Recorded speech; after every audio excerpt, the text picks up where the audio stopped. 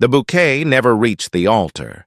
It arced through the soft Oregon air, then hit the gutter, petals scattering like broken glass.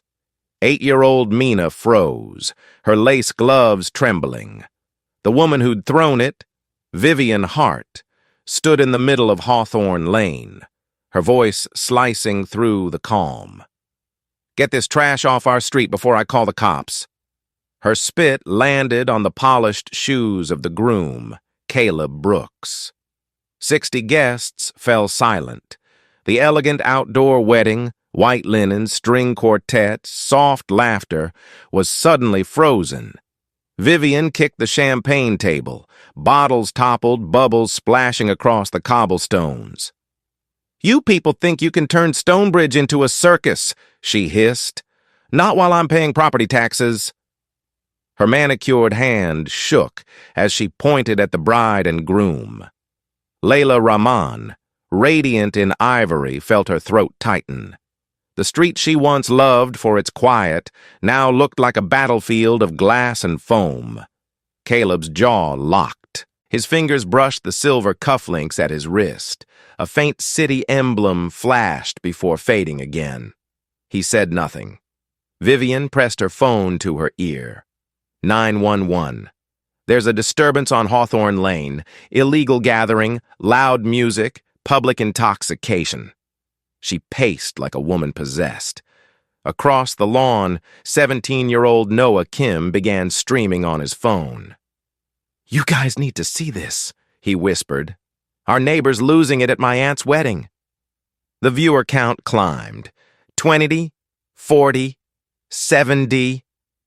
Caleb stepped forward, voice calm. "Ma'am, please. This is a private ceremony, fully permitted. Don't patronize me," she snapped. "I know exactly what you're trying to pull." She opened the Stonebridge Neighborhood Watch app and began a live broadcast. "Emergency on Hawthorne Lane. Protecting our community from this invasion." Comments appeared instantly. "Call the HOA. Property values dropping. Kick them out." From her porch, 78-year-old Agnes Patel, cane in hand, called softly, "Vivian." Maybe let them finish. But Vivian didn't stop. She was fueled by the crowd in her phone. Layla's niece tugged at her sleeve. "Why is that lady mad at us?" Layla forced a smile. "Sometimes people fear what they don't understand." Caleb turned to his guests. "Please stay calm. We'll handle this the right way." His tone was steady, quiet strength that carried further than shouting ever could. Vivian's phone buzzed again. Encouragement poured in, feeding her outrage. She marched closer. "This is my neighborhood. I won't have it overrun by people like you." Noah's camera caught everything: the tipped table, the tearful child, the tense faces. Comments scrolled fast. "This woman's crazy. Someone stop her. Going viral." A breeze carried the scent of roses and champagne. Caleb inhaled slowly, holding back anger. He'd worked years for this town, served its people with patience. He would not let hate decide his actions. "Ma'am," he said quietly, "you don't have to do this." Vivian laughed, short and bitter. "Oh, I think I do." Down the lane, a siren wailed, faint at first, then closer. Vivian straightened, triumphant. "Hear that? The police are coming. We'll see how legal your little party is." Layla gripped Caleb's hand. "Please don't let this ruin our day." He squeezed her fingers, calm but alert. The siren grew louder. Doorbell cameras blinked red across the street, recording every second. Neighbors peeked through blinds, phones raised. Caleb's reflection flickered in a puddle of spilled champagne. He adjusted his jacket, checked his watch. 4:05, 10 minutes before the ceremony. Vivian smirked, thinking victory was near. She didn't know the man she was screaming at wasn't just a groom in a suit. He was the most powerful voice in Stonebridge, and the truth about who he really was was about to hit her harder than any siren ever could. Two patrol cars rolled quietly onto Hawthorne Lane, lights flashing red and blue across the quiet neighborhood. The sirens faded, leaving behind a hum of whispers and camera phones. Officer Martinez stepped out first, calm and broad-shouldered, followed by his younger partner, Officer Rivera. Vivian Hart rushed toward them, waving her phone like a weapon. "Officers!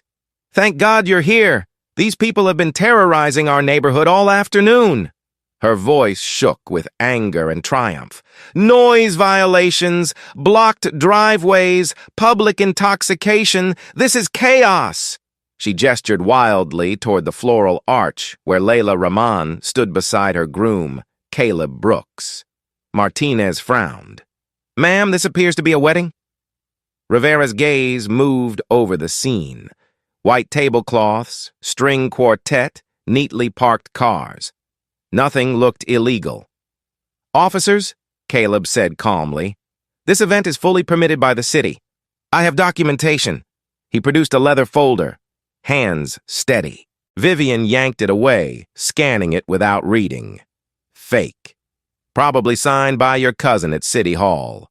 Her laugh was sharp, brittle. Across the lawn, 17-year-old Noah Kim filmed everything. His live stream count jumped past 200. Comments flew. "She's losing it. That groom's too calm. This is going viral fast." "Ma'am," Martinez said evenly, "we'll confirm the permits. Please lower your voice." "Lower my voice?" she snapped. "I'm defending my property values."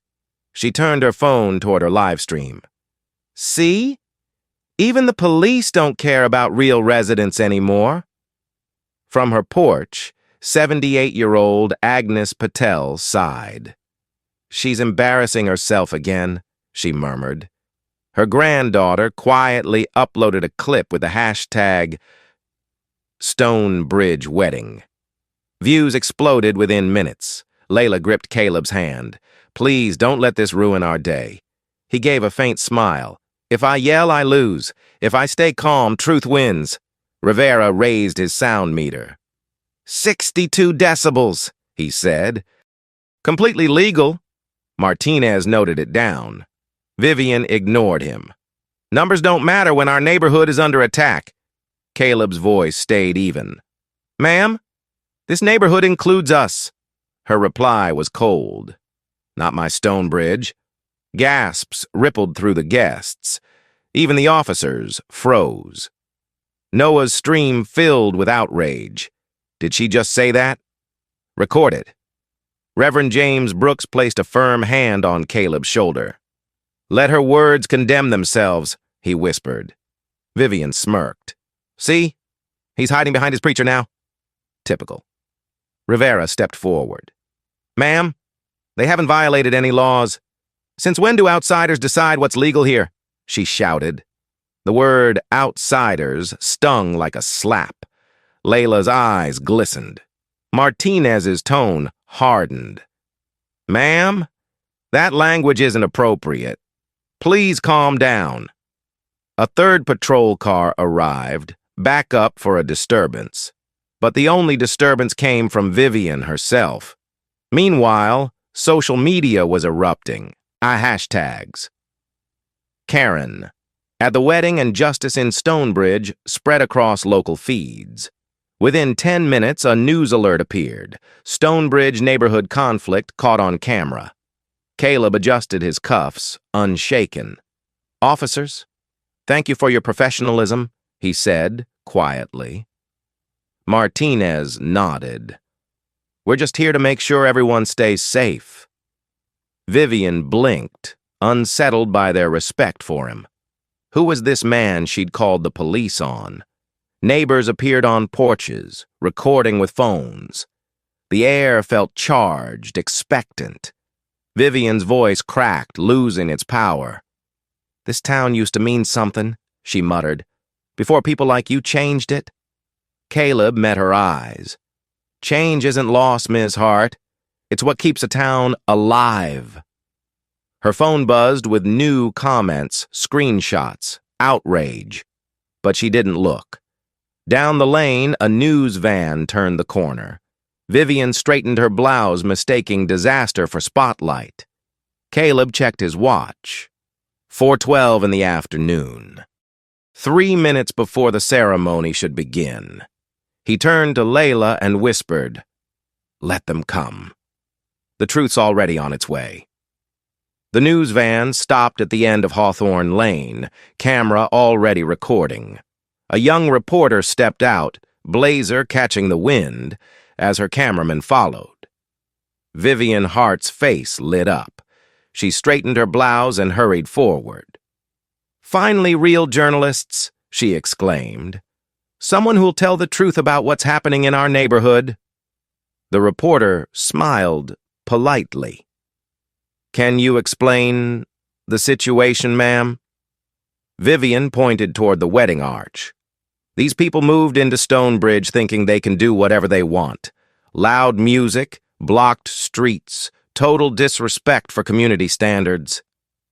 Behind her, Caleb Brooks stood silently beside his bride, Layla Rahman. Officer Martinez approached, voice calm.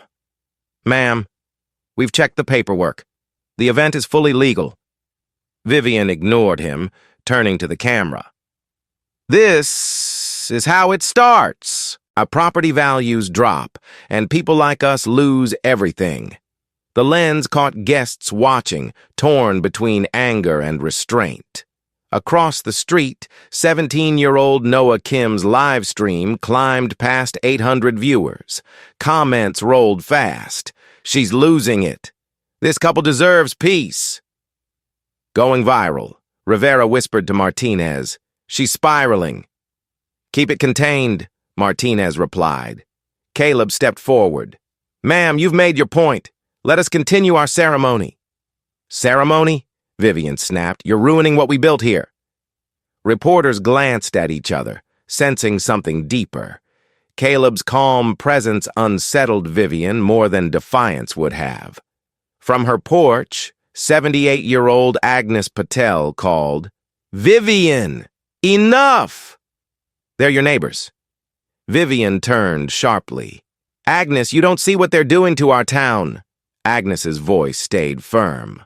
"No, dear. You're doing it," Layla whispered. "Why must kindness keep explaining itself?"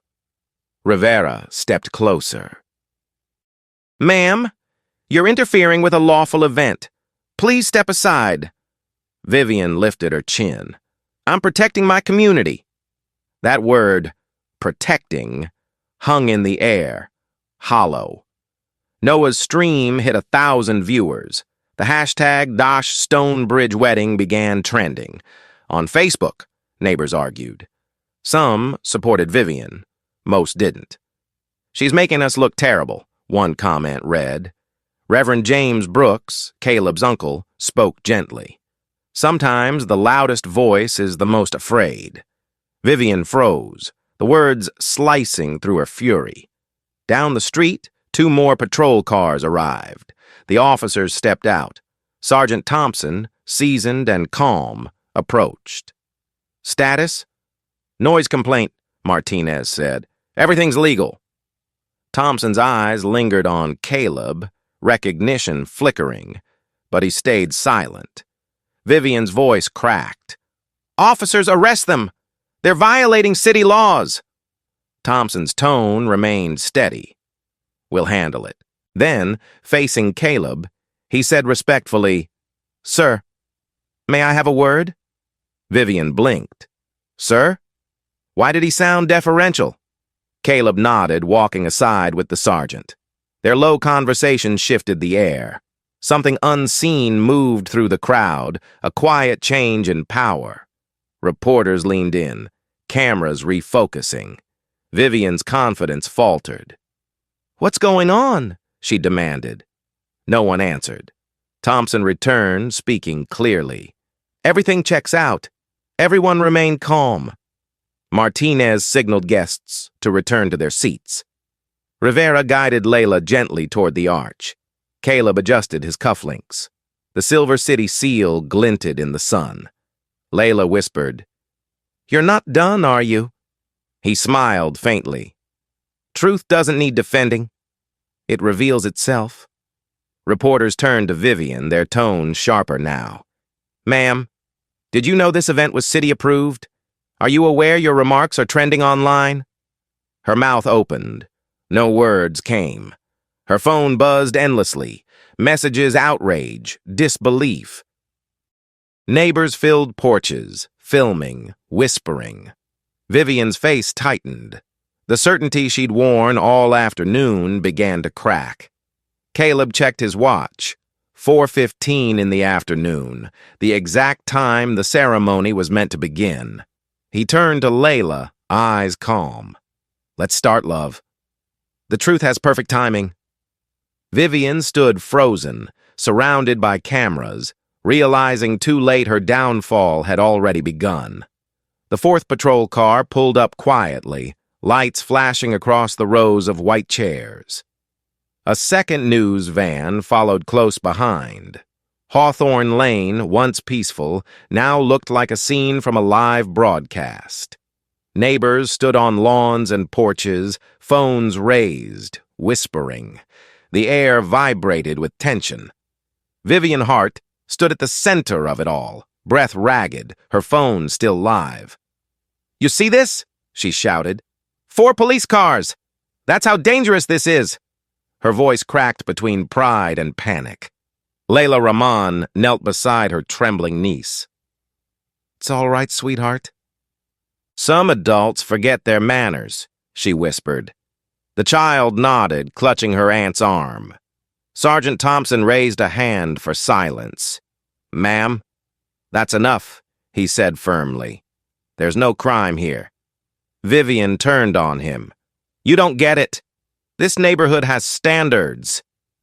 "People like this. Careful," Martinez warned softly, but she pushed on. "People like this ruin everything." The words hung heavy. The crowd gasped. Cameras zoomed in. Noah Kim's live stream crossed 1,500 viewers. Comments flooded the screen. "She really said it. This is going viral. Stonebridge is finished." Caleb Brooks stood motionless, calm but alert. His reflection shimmered in a puddle of spilled champagne. Vivian pointed at him again. "You think you can just move here and change what we built?" "You don't belong. Enough," Thompson cut in sharply. "You're done, Ms. Hart." But the damage was done. The atmosphere cracked with shock and humiliation.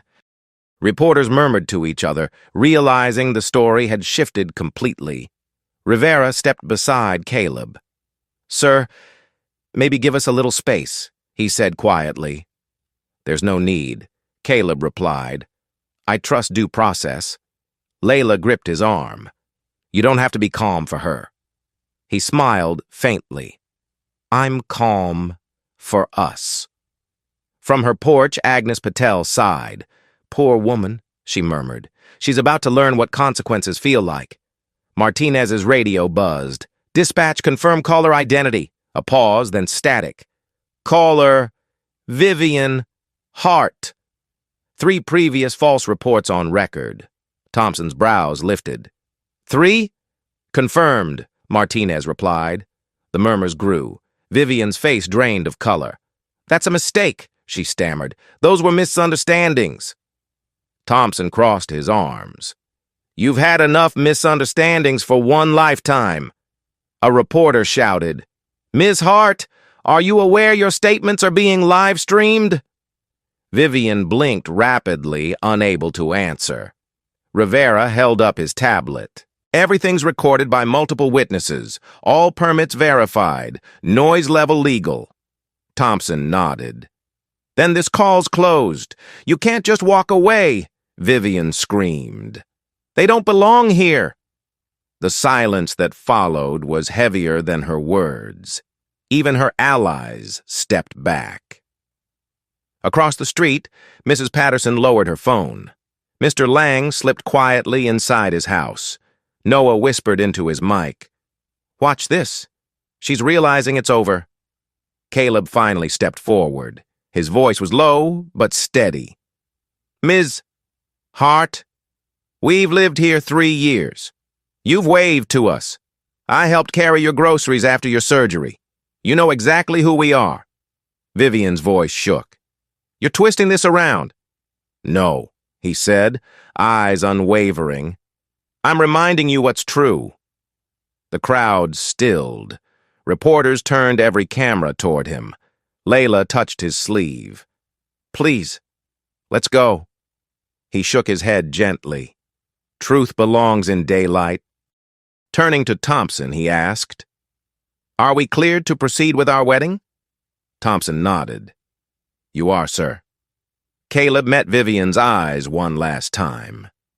"Then we will." He took Layla's hand and walked toward the arch.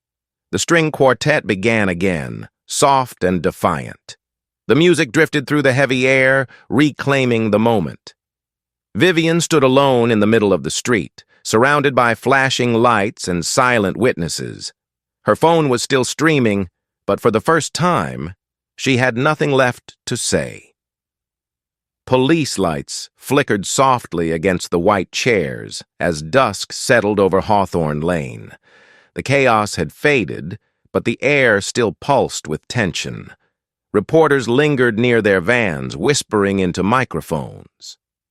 Vivian Hart stood motionless in the street, phone limp in her hand. Her live stream had ended, but the damage lived online. Sergeant Thompson leaned toward Officer Martinez. "Collect statements quietly," he muttered. "We don't need this blowing up tonight." But it already had. Across the lawn, Caleb Brooks adjusted Layla Rahman's veil. "You okay?" he asked gently. Layla nodded, though her voice trembled. "I just want this behind us." From her porch, Agnes Patel called softly, "Don't let her steal your joy, dear." Caleb smiled faintly. "She won't." A car door slammed. Vivian's husband, Harold Hart, appeared, still in his office clothes, tie loosened, face pale. "Vivian," he said sharply, "what did you do?" She spun toward him. "They ambushed me, Harold. They made me the villain." He rubbed his temples. "You called the cops, Vivian. You accused a wedding of being criminal. It's everywhere already." Her eyes widened. "That's impossible." "They edited it. They didn't need to," he cut in. Reporters noticed the exchange. One from Channel 7 stepped forward. "Mr. Hart, your company holds a city contract, correct?" Harold froze. No comment. Vivian tugged his arm.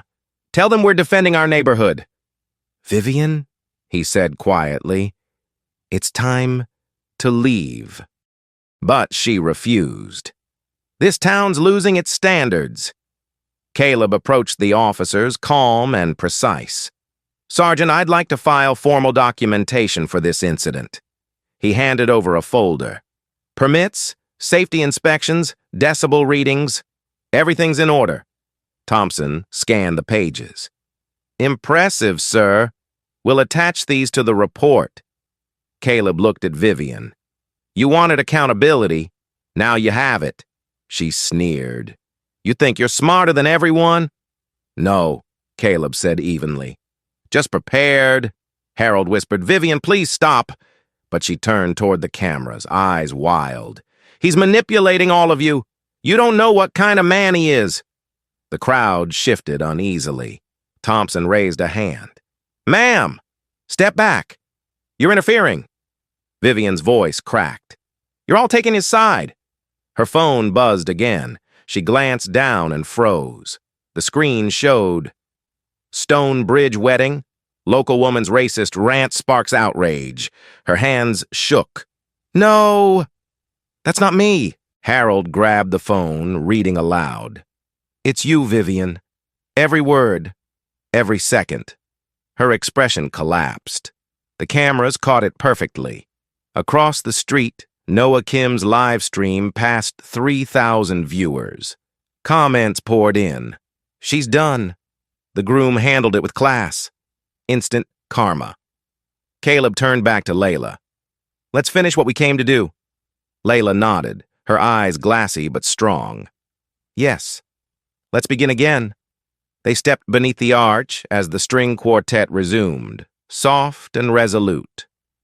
Guests stood slowly, clapping in quiet support. Even the officers removed their caps. Vivian opened her mouth, but no sound came. Harold placed a hand on her shoulder. "We're leaving," he said gently. She didn't resist. As they walked away, the cameras followed, but no one spoke. The world had already decided her story.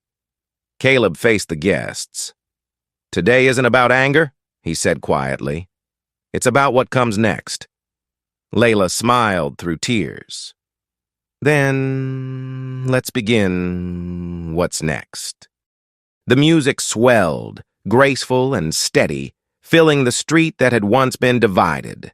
For the first time all day, Hawthorne Lane was silent, united in something like peace. By morning, Stonebridge had changed. The sun rose over manicured lawns and quiet streets, but peace felt artificial, like a curtain drawn over chaos. The night before, clips of Vivian Hart's outburst had spread everywhere.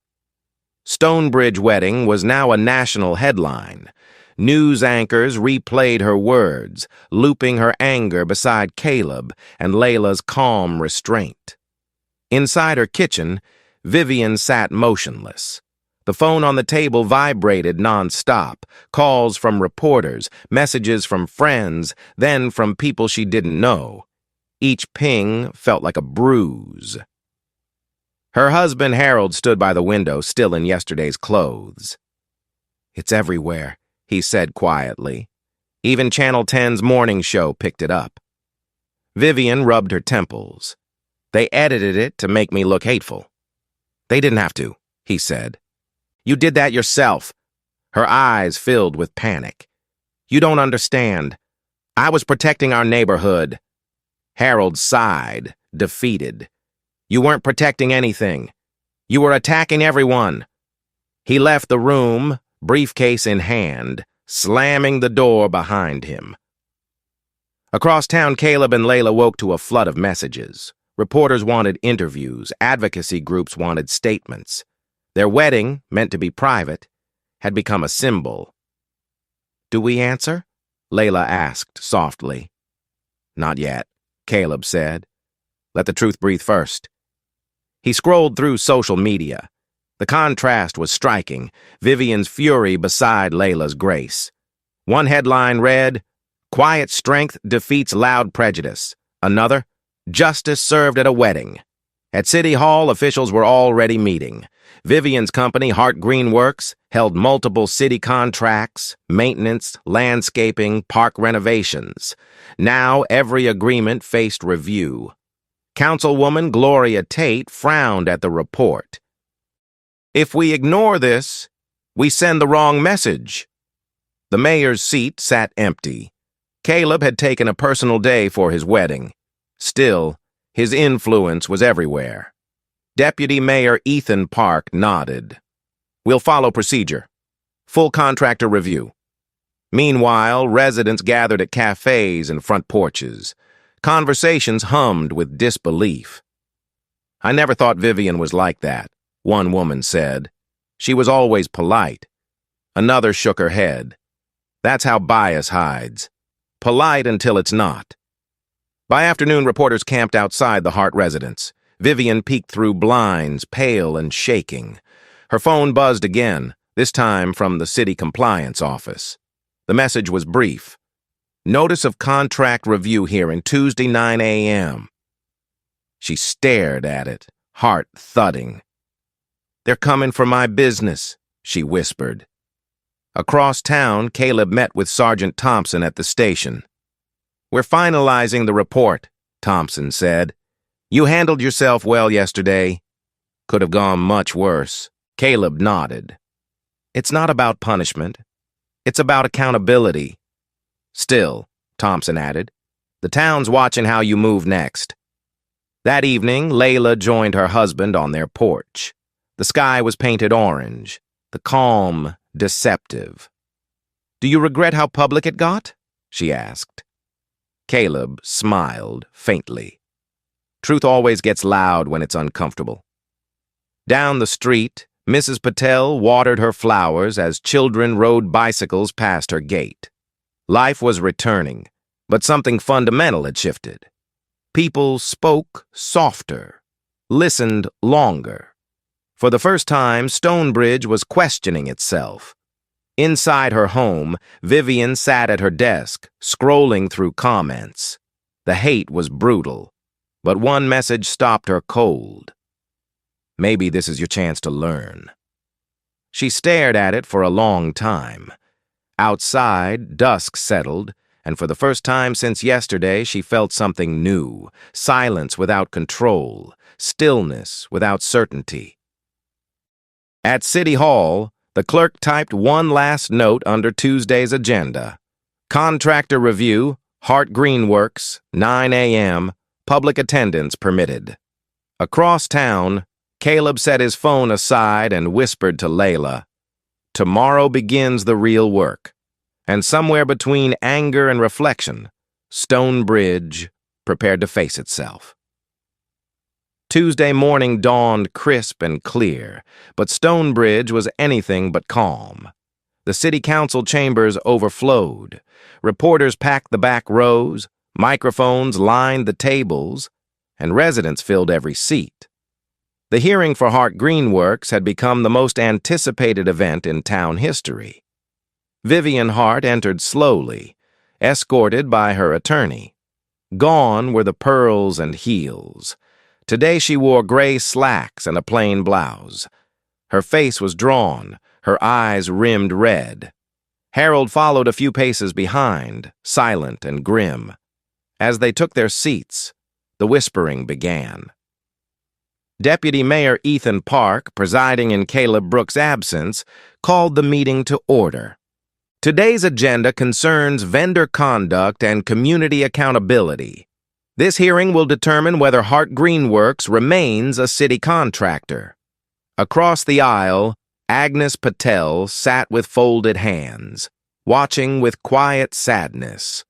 The woman who'd once scolded neighbors for loud sprinklers now faced judgment for something deeper. The first witness was Sergeant Thompson. His voice was measured, factual. The wedding event was lawful, permits valid, no disturbances aside from Ms. Hart's complaint. She used discriminatory language, broadcast publicly. The entire incident was recorded by multiple sources. The audience murmured. Vivian shifted in her seat, gripping her lawyer's arm. Her attorney rose. "My client deeply regrets her words. She acted out of stress, not malice." A reporter whispered, "Stress doesn't cause racism." Cameras clicked. Deputy Mayor Park continued. "We've received over 800 citizen complaints in less than 24 hours. The city must address the public's concern regarding professionalism and ethics." Layla Rahman sat near the back, unseen by most, fingers laced tightly in her lap. She hadn't come for vengeance, only closure. Vivian's lawyer presented her statement. "Ms. Hart has served this community faithfully for 15 years. She apologizes unreservedly and asks for a chance to make amends." Vivian rose shakily. "I lost my temper," she said, voice breaking. "I said things that don't reflect who I am." Agnes Patel stood. "With respect. Vivian, what we say in anger is often who we are." Gasps filled the chamber. Vivian's face crumpled. "I thought I was protecting my home," a voice from the audience cut through. "You were protecting your comfort." The council deliberated. After several tense minutes, Deputy Mayor Park read the decision. Hart Greenworks will remain on probationary status for 18 months. Ms.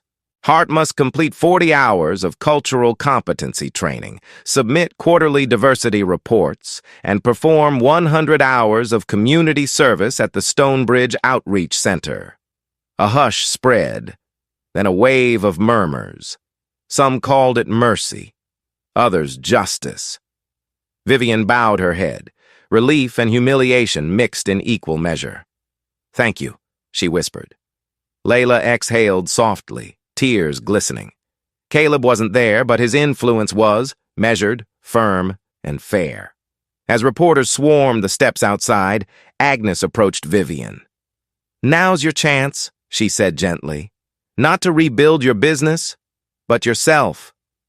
Vivian nodded faintly. "I don't know where to start." "Start by listening," Agnes said. "That's how communities heal." Later that evening, headlines read, "Justice with Dignity. Stonebridge chooses rehabilitation over revenge." Talk shows debated whether the punishment was too lenient or exactly right. But inside the outreach center, where she would soon serve, volunteers prepared her first assignment, landscaping the community garden she'd once ignored. For the first time, Vivian didn't argue. She just nodded. Across town, Layla lit a candle by the window, whispering, "Let peace grow where hate once stood." Caleb took her hand and replied, "It already has." Outside, Stonebridge breathed easier, not perfect, but better. Weeks passed, and the storm that had once shaken Stonebridge began to settle into memory. Yet, its echoes lingered on screens, in headlines, and in hushed conversations at cafes. Vivian Hart had become a reluctant symbol, not of cruelty alone, but of consequence. Every morning she arrived at the Stonebridge Outreach Center at 8 o'clock sharp. The first day she wore sunglasses to hide her shame. By the fifth, she stopped pretending. Under the supervision of Director Maria Lopez, Vivian helped weed the community garden, rake leaves, and clean graffiti. "Work is work," Maria told her kindly. "But growth is harder." The volunteers kept their distance at first. Some whispered her name like a warning, others simply watched. But one afternoon, a young man named Jamal handed her a rake and said, "You missed a spot." She looked up, startled. Then, for the first time, she smiled without defensiveness. Across town, Caleb Brooks returned to his office at City Hall. His inbox overflowed with letters of support, questions, and invitations to speak. The story of the wedding had become a national case study on leadership and restraint. A magazine headline called him the mayor who chose grace over fury. Layla Rahman resumed her nonprofit work, organizing mentorship programs for local youth. At every meeting, someone mentioned the wedding that changed the town. What people remember, she told them, isn't what was said in hate. It's what was done in calm. By late autumn, Stonebridge itself began to change.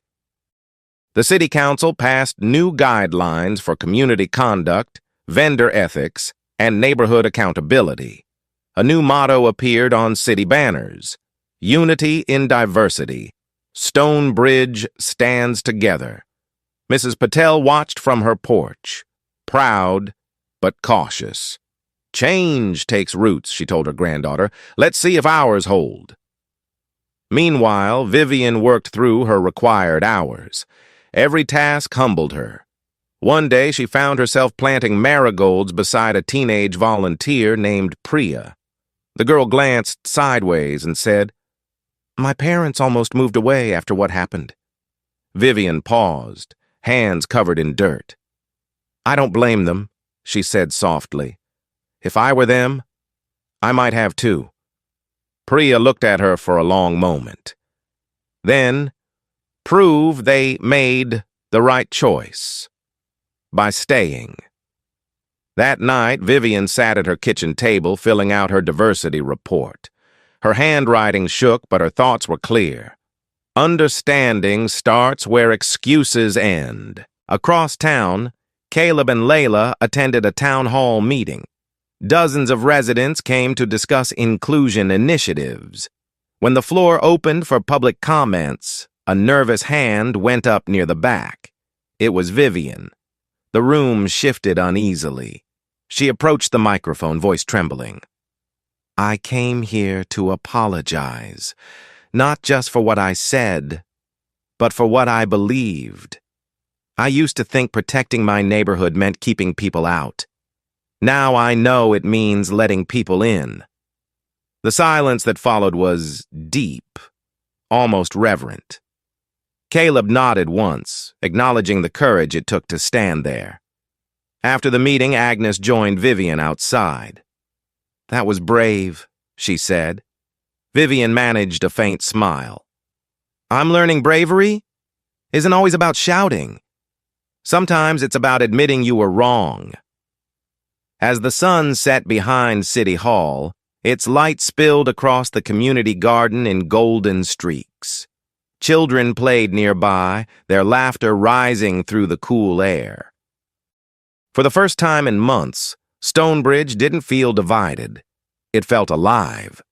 Inside his office, Caleb watched from the window and whispered, Grace grows slow, but it grows.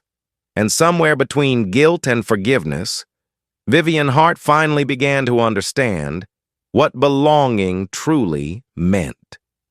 Winter arrived early in Stonebridge that year, brushing rooftops with frost and quiet. The chaos of summer felt distant now, yet its lessons remained. The town had learned to look itself in the mirror and not look away. Inside City Hall, Caleb Brooks sat at his desk, reading the annual vendor review report. At the top of the stack was the name Hart Greenworks. He paused before opening it. Across the office, Deputy Mayor Ethan Park entered, coffee in hand. You sure you want to read that one first? He asked. Caleb smiled faintly. Growth doesn't start with what's easy. The report detailed Vivian's progress. 100 hours of community service completed, diversity workshops attended, quarterly reports filed on time. Attached were letters from volunteers praising her effort. She shows up early, stays late, and listens now. Caleb exhaled slowly. Maybe accountability worked after all. Across town, Vivian walked through the same park she used to maintain under city contract. Snow dusted the benches and bare trees. She wore an old coat and gloves stained with soil from the outreach center garden. Children waved as she passed. Some still whispered, but the stares had softened. At the community center, Director Maria Lopez handed her a new assignment, organizing the spring planting schedule. You've earned a little trust, Maria said. Vivian nodded. Thank you for not giving up on me. Maria smiled. Everyone deserves a second season. That evening, local news ran a story titled, From Scandal to Service, The Stonebridge Redemption. The camera showed Vivian pruning roses at the center, her face quiet and focused. For once, the comment section wasn't filled with outrage, but gratitude. Meanwhile, Layla Rahman launched the Bridge Forward initiative, connecting local businesses with minority-owned suppliers. At the opening ceremony, she spoke to a packed crowd. Justice isn't a single act, she said. It's the ongoing choice to build something better. The audience rose in applause. Caleb stood beside her, proud yet thoughtful. Do you think people can really change? He asked later. Layla looked toward the crowd of volunteers. Only if we give them a way to. A week later, Vivian received a letter bearing the city seal. Her hands trembled as she opened it. Inside was a notice of contract reinstatement, probation lifted. The city had renewed Hart Greenworks for another year. She sank into her chair, stunned. For a long time, she said nothing. Then tears came. Quiet, unguarded, human. Harold entered the room, cautious. What is it? They gave me another chance, she whispered. He smiled gently. Maybe now we can start living again.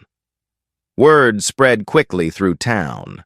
Some objected, Others approved, but most agreed the outcome felt right. Accountability had done its job. That weekend, the city hosted a community cleanup.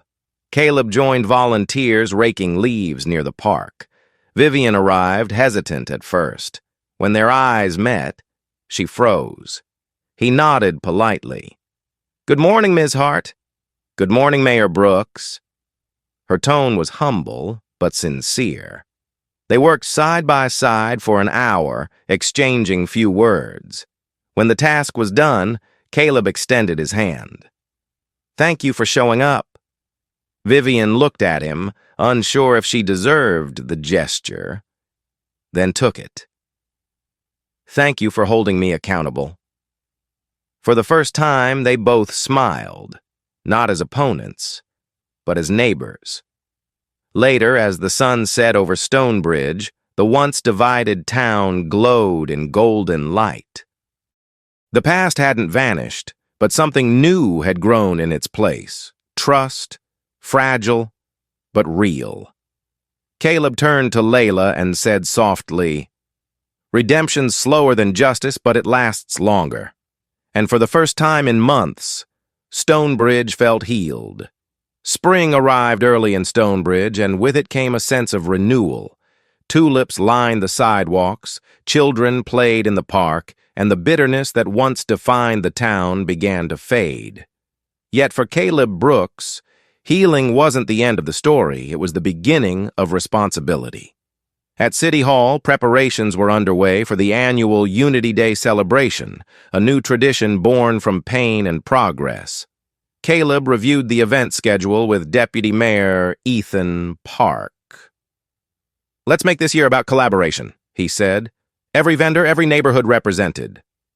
Ethan nodded. "Including Hart Greenworks?" Caleb hesitated, then smiled. "Especially Hart Greenworks." Across town, Vivian Hart was already hard at work. Her crew was planting new flower beds around the memorial fountain, replacing the old landscaping she'd designed years before. The irony wasn't lost on her. Every petal, every seed, felt like penance and hope combined. Maria Lopez from the Outreach Center approached with a clipboard. "You've come a long way," she said. "How does it feel to be back on contract?" Vivian paused. "It feels undeserved, but I'll make sure it's earned." Maria nodded. "That's all anyone can do." By noon, the square was alive with color and sound. Food stalls, children's choirs, and booths from every local organization. The banner stretched across Main Street read, "Stonebridge Unity Day, Building Bridges Together."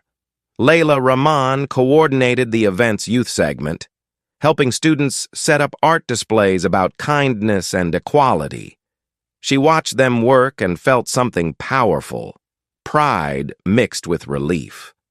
A year ago, this same street had been a battlefield of words. Now, it was filled with laughter. As the clock struck 2, Caleb stepped onto the stage. The crowd quieted. "Last year," he began, "we learned that silence protects prejudice, but courage protects people. Stonebridge didn't choose perfection. It chose progress." Applause rippled through the crowd. Near the front, Vivian listened, hands clasped tightly. When Caleb spoke of accountability and grace, she knew every word was meant for more than her. It was for everyone still learning to unlearn. After the speeches, volunteers led a ceremonial planting in the center of the square. Vivian stood beside Layla, each holding a small sapling. Their hands brushed as they placed it in the soil.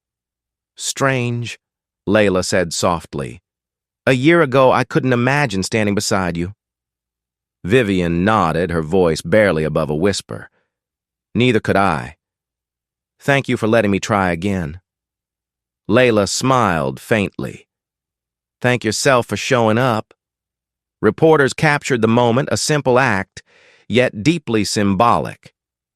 The photo would later appear in the Stonebridge Gazette under the headline, "From Conflict to Growth, a Community Reborn."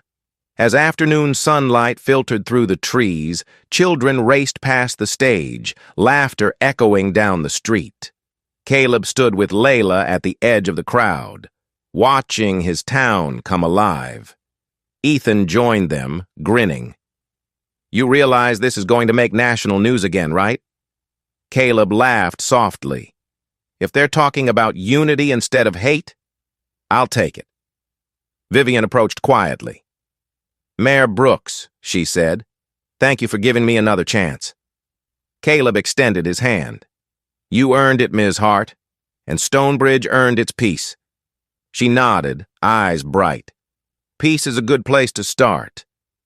The sound of the choir rose again, voices blending into harmony. For a brief, perfect moment, every difference, every scar, felt like part of something larger, a shared story that no longer ended in shame, but in growth. As the sun dipped behind City Hall, Caleb whispered to Layla, "Unity isn't an event. It's a practice." She smiled. "Then let's keep practicing." Summer settled over Stonebridge in a golden haze. The Unity Day celebration had faded into memory, but its spirit lingered. Banners still fluttered from lampposts, and neighbors who once avoided eye contact now waved across the street. For the first time in years, the town felt like it was breathing again. At City Hall, Caleb Brooks reviewed new policy drafts with his team. "We're not done yet," he said. "Unity isn't a banner, it's infrastructure. Let's make sure these programs last." The initiatives included diversity scholarships, inclusive vendor requirements, and conflict resolution workshops led by community leaders. Each policy had roots in the lessons Stonebridge had learned the hard way. Deputy Mayor Ethan Park nodded. "It's ironic," he said, "that the town's ugliest moment created its strongest foundation." Caleb smiled faintly. "Pain's a good teacher, if you listen." Meanwhile, across town, Vivian Hart stood before a classroom of volunteers at the Outreach Center. She was leading her final community service workshop on empathy. "I can't teach what I'm still learning," she admitted, "but I can share what happens when you stop listening." The room was silent, every word ringing with humility. When the class ended, Maria Lopez clapped softly. "You're free from your hours," she said, "but we could still use your help if you want to stay." Vivian hesitated only a moment. "I'll be here tomorrow." Her business, Hart Greenworks, had quietly flourished again, not because of pity, but because clients noticed the change in her leadership. She hired a diverse team and paid fairer wages. At weekly meetings, she began by asking, "What can we do better?" It was a question she'd once feared. One humid evening, Caleb and Layla attended a community dinner at the town square. Long tables lined the street, candles flickering as jazz music floated through the air. Vivian arrived late, carrying trays of food she'd prepared herself. Conversations paused, then resumed warmly. Layla approached her. "You didn't have to bring so much." Vivian smiled shyly. "After everything, feeding people feels like the least I can do." As the meal went on, laughter mingled with stories of rebuilding. Sergeant Thompson stopped by their table. "Mayor Brooks," he said, "the state wants to replicate your community model. They're calling it the Stonebridge Standard." Caleb laughed. "That sounds too official for a town that used to argue over mailbox paint." Thompson grinned. "Maybe that's why it works." Later that night, Vivian stood apart, watching the lights reflect off shop windows. She thought about the woman she'd been, the fear, the pride, the blind certainty. and felt a pang of disbelief. Agnes Patel joined her, leaning on her cane. "You did good, Vivian." Vivian shook her head. "I did terrible first." Agnes smiled. "And then you changed. That's what matters." Across the square, Layla raised her glass for a toast. "To growth," she said. "Not the kind that comes easy, but the kind that makes us uncomfortable first." The crowd echoed her words, voices soft but unified. Caleb watched them all, pride shining in his eyes. He turned to Layla and whispered, "Maybe peace isn't the absence of conflict. It's learning how to live through it." She nodded, and remembering what it taught us afterward. As fireworks lit the sky, their reflections shimmered in Vivian's tearful eyes. She whispered to herself, "Grace doesn't erase the past. It redeems it." The town that once fractured under fear now stood together, imperfect, but awake. Stonebridge, reborn through pain and patience, had finally found its rhythm again, steady, flawed, and human. 3 years later, the story of Stonebridge had outgrown the town itself. What began as a scandal had become a model of transformation studied in classrooms, discussed in conferences, and celebrated by communities seeking change. The words, "Unity in Diversity," were now engraved on a bronze plaque outside City Hall, a daily reminder that peace had been earned, not gifted. On a bright June morning, Mayor Caleb Brooks stood once again at the center of Main Square. The crowd gathered beneath a banner reading, "Stonebridge, America's Model Inclusive Community." Reporters buzzed, cameras flashed, and children waved paper flags painted with words like respect and belonging. Layla Rahman, now director of the statewide Bridge Forward initiative, stood beside him. "Feels familiar," she whispered, smiling. "But this time, no one's shouting." Caleb chuckled softly. "Progress has better acoustics." He turned toward the podium and began his speech. 3 years ago, we learned that a single act of hatred can divide a street, but a shared commitment to justice can unite a nation. What happened here wasn't a miracle. It was accountability, compassion, and work. The crowd applauded, their cheers echoing through the same street that once held tears and sirens. Among them stood Vivian Hart. Her hair had gone silver at the edges, her posture humbler, but her eyes clearer.